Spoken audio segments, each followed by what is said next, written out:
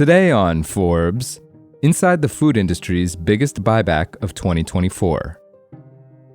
The labels on Mr. Yoshida's Japanese-style barbecue sauce have long featured a photo of its charismatic founder, Junki Yoshida, in his signature look, a cowboy hat, glasses, and a wide, yeehaw smile. The joy emanating from his grinning, floating head is a key part of the image that Yoshida has fostered over the past 4 decades as his brand grew. Yoshida, who recently turned 75 years old, says, quote, "That history of a great American dream is still surviving in this country. It's me." The optimism belies what has been a sweet and sour ride for Yoshida. After the Kyoto-born entrepreneur moved to Seattle at age 19, his family renounced him.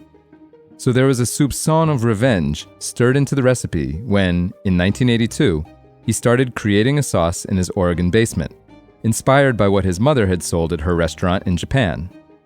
The eponymous brand he launched grew into a major success, with sales of $25 million before the U.S. distribution rights were acquired in 2000 for $24 million by the American food giant Heinz, now called Kraft Heinz. And then, a business that Yoshida claims had commanded 26% of America's total teriyaki sales slowly got killed over the past 2 decades. But Yoshida didn't let that end his story. His repurchase of Mr. Yoshida's was the most significant food buyback of 2024, and the early success of its return to Costco, Sam's Club, Safeway, and Albertsons, as well as its first ever launch on Amazon, has paved the way for Mr. Yoshida's to regain its position as a major player in the condiments industry. With the same grin featured on his labels, he says, quote, "Heinz destroyed Yoshida's brand. I wanted to start over again." Yoshida took the risk, knowing his most loyal customers still existed.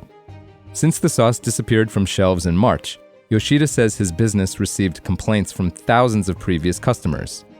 At the brand's peak, Yoshida says he was receiving 300 emails a day, in addition to social media tags. Since fully relaunching in August 2024, the company anticipates its fourth quarter 2024 sales will end up at about $7 million, or roughly the same as what Kraft Heinz pulled in for the brand prior to the sale.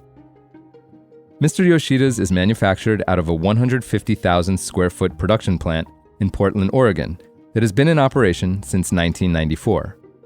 The plant is capable of producing over 25,000 gallons a day, and once Yoshida reacquired the rights to his U.S. sales, the process was turnkey.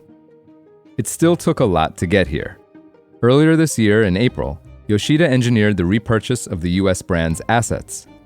The purchase price remains undisclosed, but Forbes estimates Yoshida Foods spent less than $1 million, a steep discount from what Heinz paid in 2000. The only assets exchanged this time were intellectual property.